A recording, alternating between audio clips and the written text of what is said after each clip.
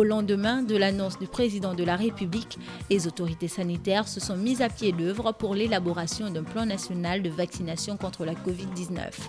Le comité du plan de veille et de riposte contre l'épidémie à coronavirus au Gabon, mis en place avant l'introduction du patient zéro, étend alors son dispositif d'action en ouvrant le comité national de vaccination anti-Covid-19.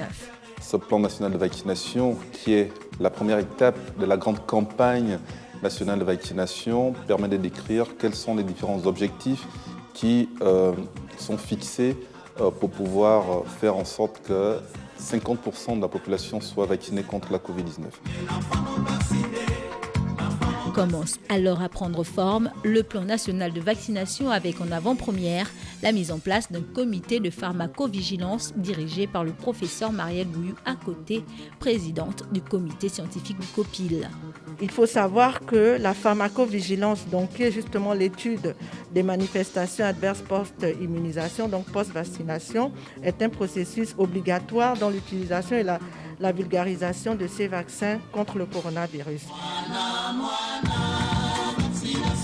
Suivra ensuite la sélection des sites de vaccination anti-Covid-19. Les premières structures qui ont été retenues comme centres de vaccination se sont bien préparées en mettant en place toutes les ressources humaines nécessaires pour que la vaccination se fasse.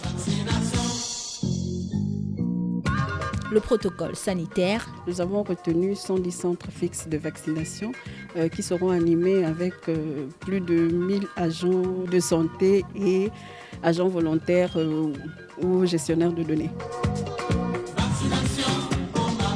Avant l'arrivée, le 12 mars dernier, des vaccins chinois Sinopharm au Gabon.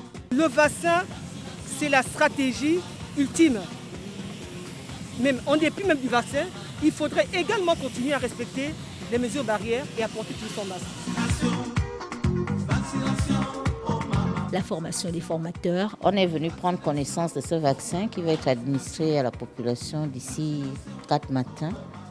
Et avant de l'administrer, il fallait qu'on sache quand même comment cela devait se passer. Et Dieu merci, avec ces études, on a su que c'est vrai que c'est un vaccin, mais il ne s'administre pas comme les autres. Et pour finir, celle des directeurs des centres régionaux du pays. Les points focaux, leur rôle était d'aller commencer à informer leurs responsables des besoins qu'il va y avoir sur le plan technique. Mais maintenant, les responsables vont prendre la main et faire toute l'organisation. Le tout en 3 mois avant le démarrage effectif ce mardi 23 mars de la campagne nationale de vaccination. Si elle n'est pas obligatoire, la vaccination est fortement recommandée par le chef de l'État et le gouvernement.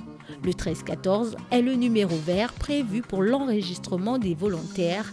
Les personnels de santé, les forces de sécurité et de défense et les personnes à risque seront prioritaires dans cette vaste opération d'envergure.